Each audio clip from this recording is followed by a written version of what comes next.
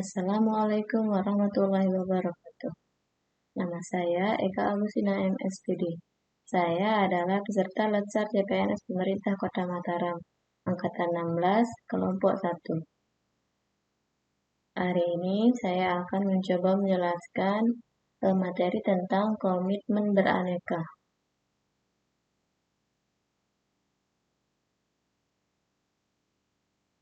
Penerapan nilai-nilai dasar ASN.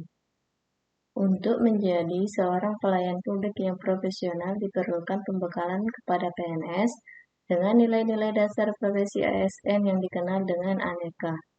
Aneka adalah singkatan dari akuntabilitas, nasionalisme, etika publik, komitmen mutu, dan anti korupsi. Baik, kita akan mulai dengan nilai dasar yang pertama, yakni akuntabilitas. Akuntabilitas adalah kewajiban pertanggungjawaban yang harus dicapai. Akuntabilitas merujuk pada kewajiban setiap individu, kelompok, atau institusi untuk memenuhi tanggung jawab yang menjadi amanahnya. Penerapan nilai dasar CPNS yang pertama ini, disiplin jam kerja. ASN yang punya akuntabilitas adalah ASN yang masuk kerja sesuai jamnya. Contohnya, jam masuk kerja jam 7, berarti ASN harus datang tepat waktu. Kemudian, yang kedua, jam istirahat. Jam istirahatnya juga termasuk, misalkan istirahat jam 10 sampai jam setengah 11. Nanti itu yang setengah jamnya dipergunakan untuk istirahat dengan baik. Jangan dilebih-lebihkan sampai jam 12. Karena nanti akan berpengaruh pada penyelesaian tugas.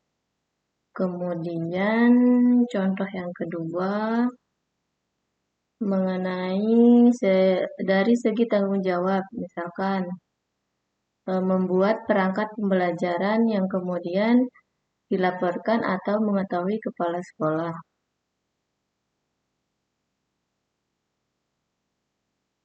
Selanjutnya, nilai yang kedua yakni nasionalisme. Nasionalisme adalah pemahaman mengenai nilai-nilai kebangsaan. Nasionalisme memiliki pokok kekuatan dalam menilai kecintaan individu terhadap bangsanya. Salah satu cara untuk menumbuhkan semangat nasionalisme adalah dengan menanamkan dan mengamalkan nilai-nilai Pancasila, pengamalan nilai-nilai luhur yang terkandung di dalamnya. Setiap penyelenggara negara, baik di pusat maupun di daerah. Penerapan nilai dasar yang kedua ini dalam kehidupan sehari-hari, di mana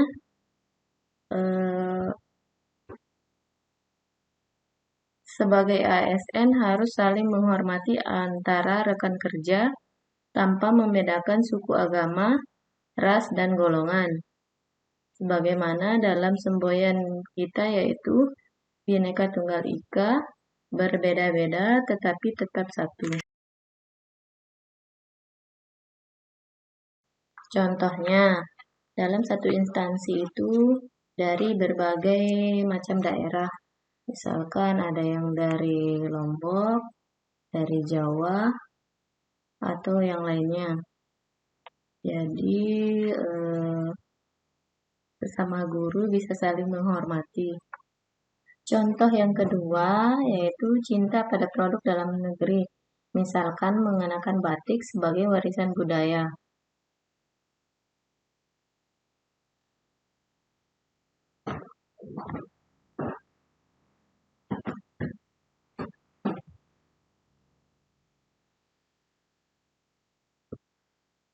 Kemudian nilai-nilai dasar yang ketiga, yakni etika publik.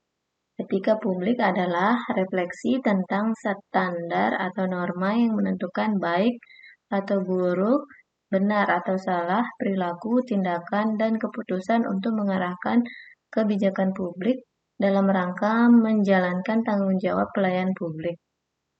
Di sini contoh penerapannya dalam kehidupan sehari-hari adalah tidak diskriminasi atas suku, agama, ras, golongan, hidup berdampingan dengan keragaman. Misalnya, dengan mempersilahkan sholat bagi umat Islam dan beribadah bagi umat yang lainnya.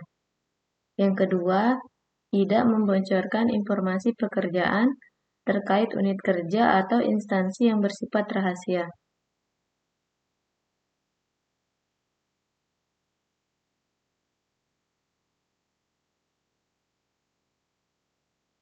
Nilai dasar yang keempat yakni komitmen mutu.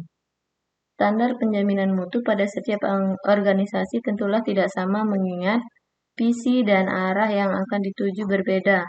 Tetapi ada beberapa nilai yang harus ada pada komitmen mutu seperti A. Efektif tepat sasaran, B. Efisien tepat guna, C. Inovatif, D. Berorientasi mutu.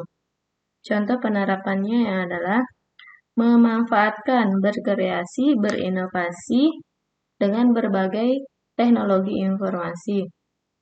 Kita sebagai kaum milenial dituntut untuk bergerak ke arah industri 4 yang segala sesuatunya serba mengandalkan IT dengan tujuan lebih efektif, efisien, namun tetap berorientasi mutu. Penerapan yang kedua adalah memasang target tinggi, namun realistis dalam bekerja sehingga berusaha mencapai target tersebut.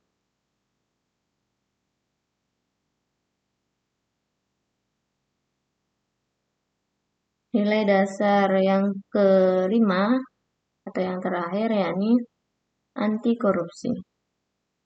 Korupsi adalah tindakan melawan hukum dengan melakukan perbuatan memperkaya diri sendiri atau orang lain atau suatu korporasi yang dapat merugikan keuangan negara atau perekonomian negara. Anti korupsi dapat diidentifikasi ke dalam 9 nilai yang terdiri dari nilai-nilai anti korupsi.